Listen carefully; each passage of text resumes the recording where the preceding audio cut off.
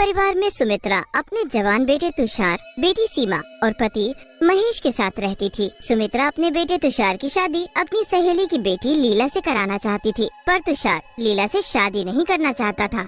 एक दिन सुमित्रा अपने बेटे तुषार से कहती है, बेटा तुषार, कुछ भी हो जाए तेरी शादी मेरी सहेली की बेटी लीला से ही होगी। अरे आखिर जुबान भी कोई चीज होती है, और मैंने अपनी सहेली गोमती को जुबान दे दी है कि मैं तेरी और लीला की शादी जरूर करवाऊंगी।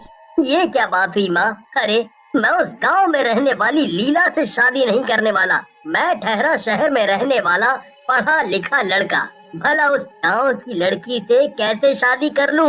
और वैसे भी आपको जब पता है कि लीला कद में बहुत छोटी है, फिर भी आप उससे मेरी शादी करना चाहती हो। देख रहे हो तुषार के पापा, ये लड़का कैसी बातें कर रहा है। आप इससे कह दो कि कल सवेरे हम सभी गांव जाकर इसकी शादी लीला से करा देंगे, और अगर इसने कुछ कहा तो मेरा मरा मुंह देखेगा ये। फिर अगले ही दिन सुमित्रा अपने परिवार को लेकर गांव पहुंच जाती है और तुषार की शादी लीला से करा देती है। और शादी के अगले ही दिन सुमित्रा अपने परिवार के साथ नई बहू को अपने घर ले आती है। तुषार अपने कमरे में जाता है और मन ही मन बड़बड़ाता है, मुझ जैसे स्मार्ट लंबे लड़के की शादी इस बौनी लड़की से कराकर माँ ने अच्छा नहीं किया। अब जिंदगी भर झेलना पड़ेगा इस बौनी को अपने साथ।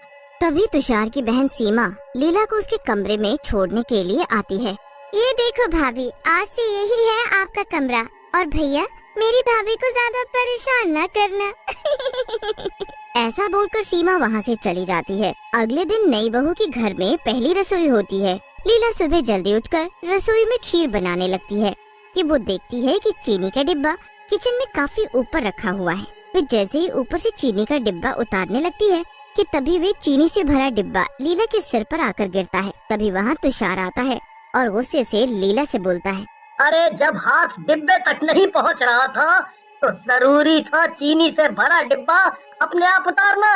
अब गिर गया ना डिब्बा, कर दिया ना काम खराब। अगले दिन लीला अपने कमरे में अलमारी से कपड़े निकाल रही होती है कि उसके छोटे कद के कारण उसका अलमारी में ऊपर रखे कपड़ों पर हाथ नहीं पहुंचता। वे तुषार से कपड़े निकालने के लिए कहती है, अजी मेरा ऊपर तक हाथ नहीं जा रहा है, क्या आप अलमारी से कपड़े निकाल देंगे? ये सब मेरा काम नहीं है और मैं ऑफिस जाने के लिए पहले ही काफी लेट हो गया हूँ, तो जल्दी से मुझे मेरे कपड़े लाकर दो। लीला जैसे तैसे कपड़े निकालने लगती है कि उससे अलमारी में रखे सारे कपड़े नीचे गिर जाते हैं। तभी वहाँ माँ आ जाती हैं और तुषार से कहती हैं, अरे जब देखो मेरी बहू को डांटता रहता है, ये नहीं कि कभी इससे प्यार से भी बातें कर लिया करे या कभी किसी अच्छी जगह घुमाने ले जाए। माँ की बात सुनकर तुषार को बहुत गुस्सा आता है और वो कुछ कहे बिना ही वहाँ से चला जाता है। तुषार ऑफिस पहुँचकर अपनी फ्रेंड लतिका से कहता है, लतिका, मैं तुमसे बहुत प्यार करता था, पर मेरी माँ की जुबान की वजह से आज मुझे उस बौनी लड़की के साथ रहना पड़ रहा है। आए दिन बस काम खराब करती रहती है। मुझे तो उसे अपने साथ कहीं ले जाने में भी शर्म आती है। तुषार, मैं भी तुमसे आज भी उतना ही प्यार करती हूँ जितना पहले किया करती थी। क्या तुम कुछ ऐसा नहीं कर सकते जिससे वो हम दोनों के रास्ते से दूर हो जाए और हम दोनों एक हो जाएं?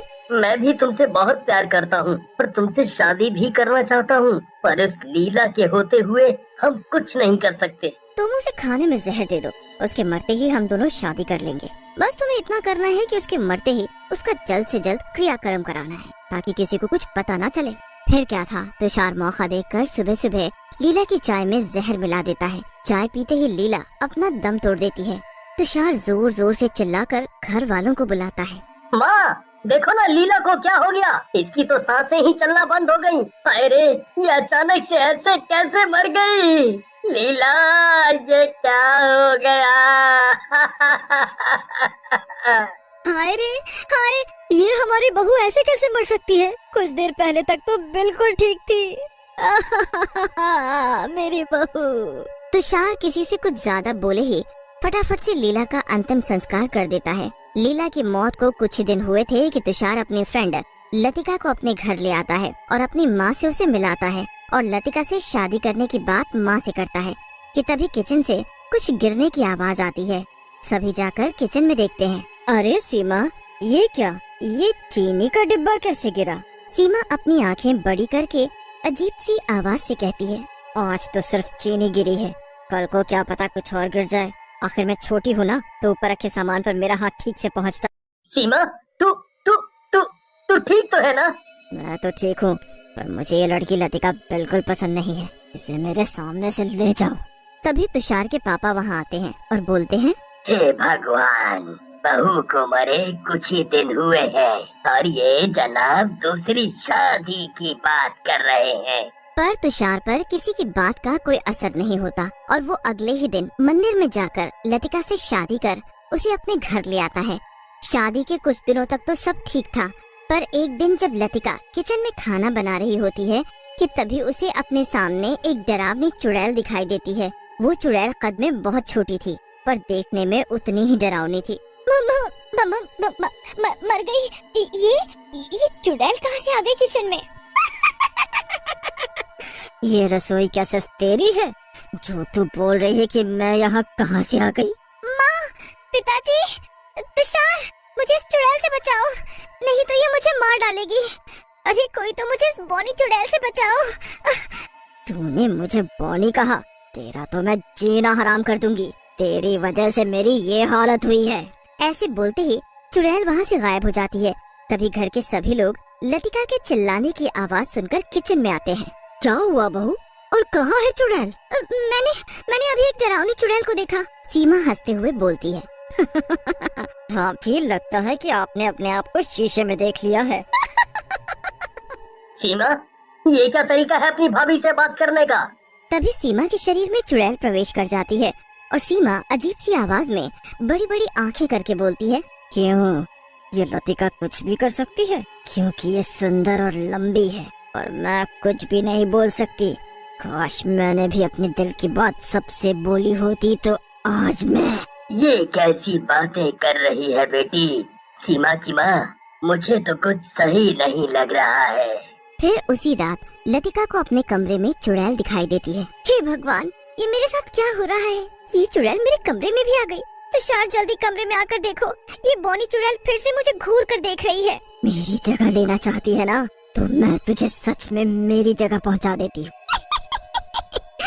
तेरा भी ऊपर का टिकट कटा देती हूँ। क्यों, सही है ना? अब क्या हुआ लतिका? अब क्यों चुड़ैल चुड़ैल लगा रखा है? मुझे तो यहाँ कोई चुड़ैल दिखाई नहीं देती।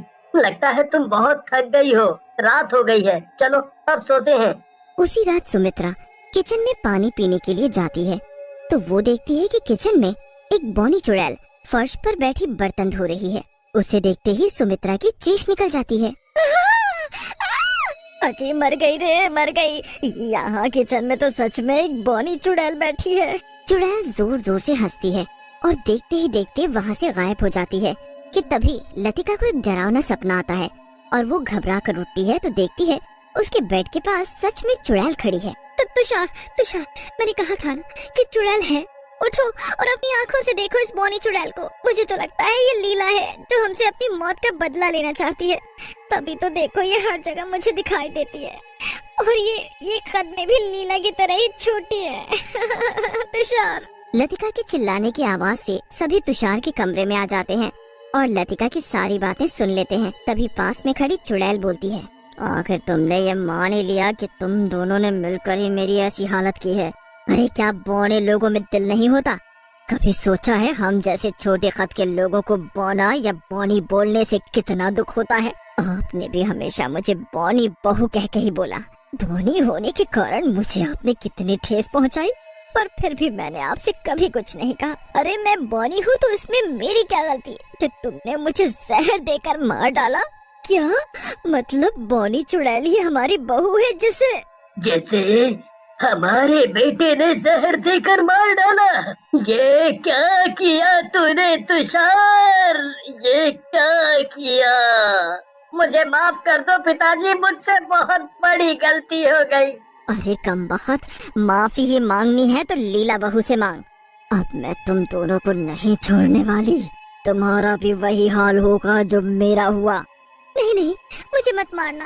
अरे जहर तो तुम्हें तुषार ने दिया है ना, तो फिर तुम मुझे क्यों मारना चाहती हो? उसी समय मौका देखकर सीमा पुलिस को फोन करके लीला की मौत की सारी बात बता देती है। पुलिस भी जरा देरी किए बिना सुमित्रा के घर पहुंच जाती है। तुषार और लतिका को लीला को जहर देकर मारने के जुर्म में जेल में डाल देती है। तुषार और लतिका को सजा मिलते ही चुड़ैल बौनी बहू को मुक्ति मिल जाती है और वे हमेशा के लिए वहाँ से चली जाती है।